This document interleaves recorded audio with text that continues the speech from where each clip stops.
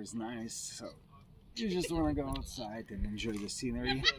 I'm just kidding. I'm driving the 911 Carrera, and I had it for about 24 hours or so, right? And I want to share some impressions about the specific Carrera and like comparing to the Boxster, for example.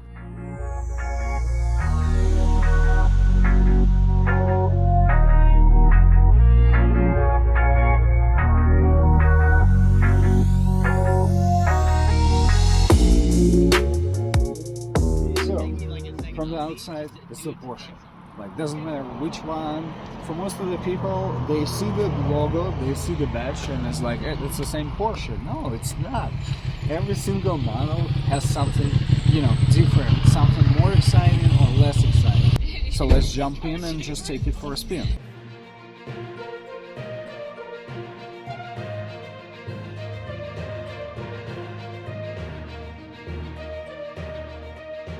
Like most of the people, you look from the outside, you're like, yeah, it's a Porsche, right?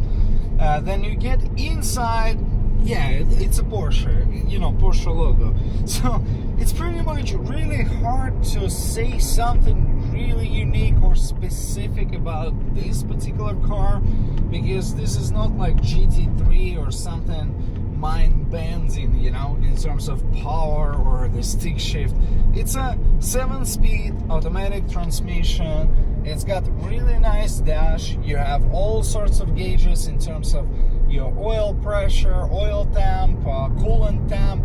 I really like the setup where they put the screen right here, so you can get a little map, which helps a lot on the, mountain roads or something twisty, so you know your left and right.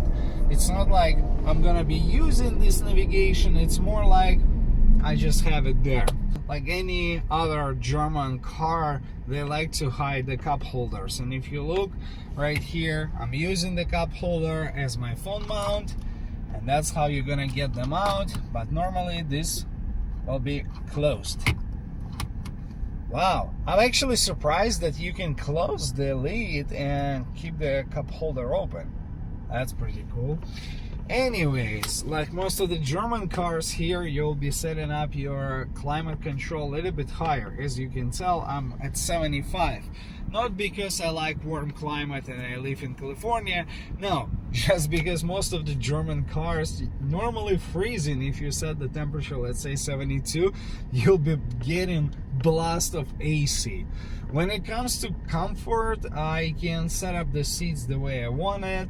I don't need the separate like headrests or anything like that. It's really comfy. I can put tons and tons of miles and be comfortable with it, but when it comes to the cornering, they're good. They're just good, and nothing too crazy, nothing too complicated. They just work. When you're talking about the rear seats, this is your storage area. There is no way that you can fit 4 adults here, because there's just not enough leg room, and I feel like you're not gonna be using it that much, and it's not that easy to get on the rear seats, but it's there, and you don't have a trunk, you only have front. So if you're gonna have some sort of a luggage, let's say from the airport, that's where you're gonna put it. Now, I like the way you see forward, but when it comes to blind spots, I would definitely suggest you to grab one with a blind spot monitor or something, because from the driver's perspective, when you look at the right side, you cannot see anything in your blind spot, and that's kind of a bummer, because every time you're trying to merge to the right, you're having a hard time doing that. On the left, no problem, I can do it day and night, but on the right side, that's a real problem that you're probably gonna face too. Now, infotainment just works, nothing too crazy. In this year, they did not have any CarPlay, wireless CarPlay or anything like that. They just had Bluetooth, and it works. So I don't know anything crazy or fancy about this infotainment system. I really like the way that the car handles under the hard acceleration, especially when you're coming out of the corner. You got such a wide rear tires that you can really hammer it, and it's more about the mental game. Like, you feel that you're going too fast, or you feel that you're like too hard on the brakes or too hard on the gas, but in reality it's just you not ready for the way this car is set. You got the engine season behind, so it's literally rear engine on the rear axle, and it makes it so much sense when you have such a wide tires and when you want to pull hard from the corner. That's the best part about this car. It handles like Porsche should. A lot of people will be comparing to Boxster. Obviously, it's less expensive.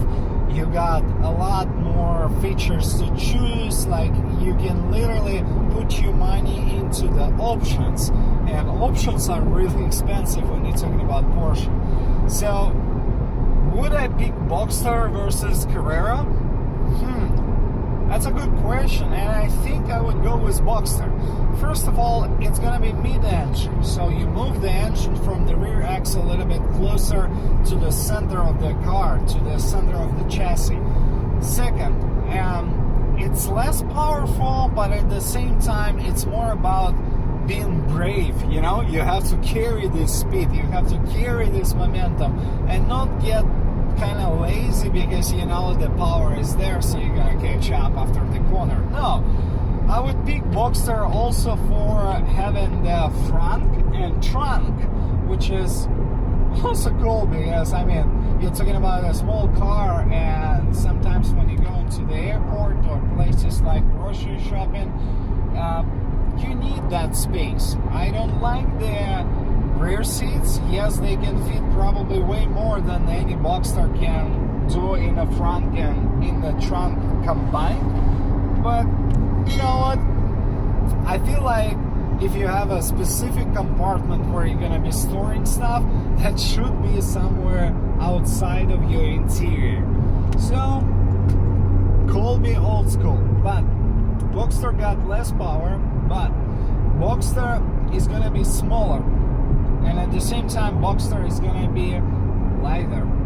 So, in my opinion, I would go with Boxster, and I would probably put my money into the options, getting it a little bit more aggressive in terms of the suspension set, tire setup.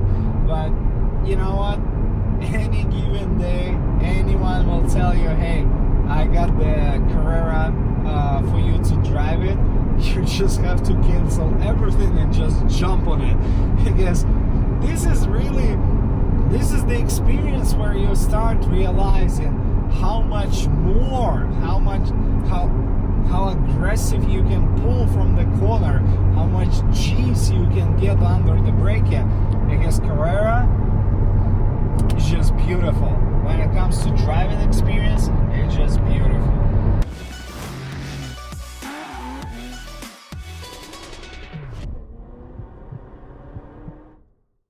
I get it why most of the people don't see the difference. They just see the logo. They don't really get into the details. They don't really get a chance to get to the racetrack, where this car will tell you the difference, where this car will shine, where this car will pull so hard out of the corner and getting on the brakes that you will be amazed how much more you have than you mentally will be ready to accept.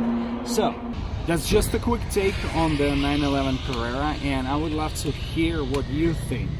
Just leave the comment down below, make sure to like this video, subscribe, and I'll see you on the next one. We would like to give you impressions, just a feel, just a taste, and you know, the Carrera will definitely leave you some positive smiles, like some positive emotions behind, because anytime you're driving Porsche, you know it means business in terms of handling, in terms of power delivery, and the way the car is set. I would like to give you more content, and I would like to give you more car reviews in the future. You can follow the channel by subscribing. If you like this sort of content, please make sure to share it with your friends on social media. It's gonna help us a lot if you like this video, and I will make sure to bring you more content in the future. This is just a quick take on the 911 Carrera, and I'll see you on the next one.